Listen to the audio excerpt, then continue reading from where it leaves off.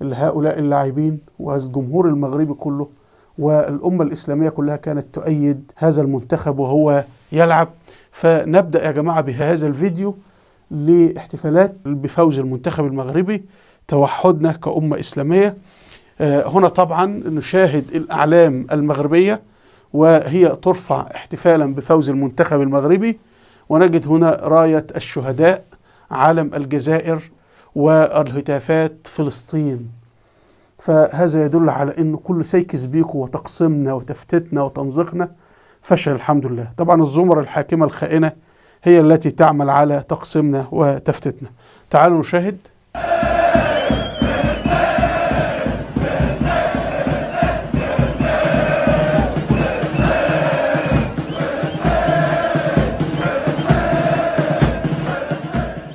وننتقل الآن إلى قطاع غزة الذين تضامنوا مع إخوانهم في المغرب وفرحوا بهذا. تعالوا نشاهد.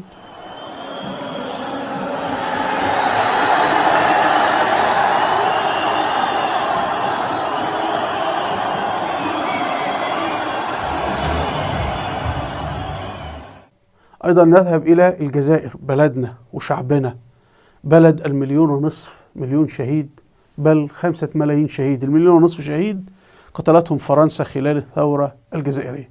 أيضا احتفلوا بفوز منتخبهم المغربي في هذه المباراة ضد كندا. تعالوا نشاهد مدينة وهران الجزائرية.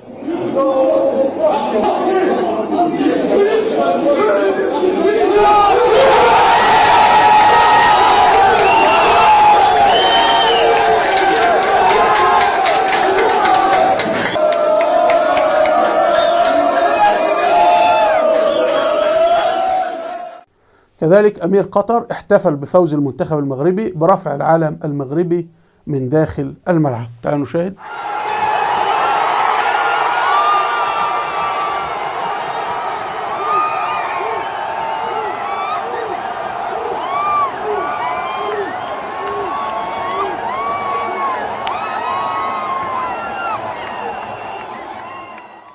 أيضا هو تصوير من زاوية أخرى لأمير قطر وهو يرفع العلم المغربي.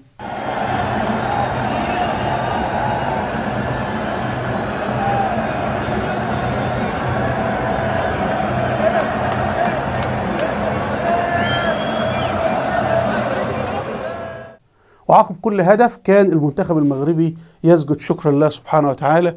واحنا بنشاهد يعني الجماعة بتوع قوس قزح فخورين بما هم فيه، فنحن يعني حق أن نفخر بما نحن فيه من نعمة الإسلام والحمد لله. هنا احتفال في مدينة العيون المغربية. تعالوا نشاهد. والله إلا برافو، والله إلا برافو.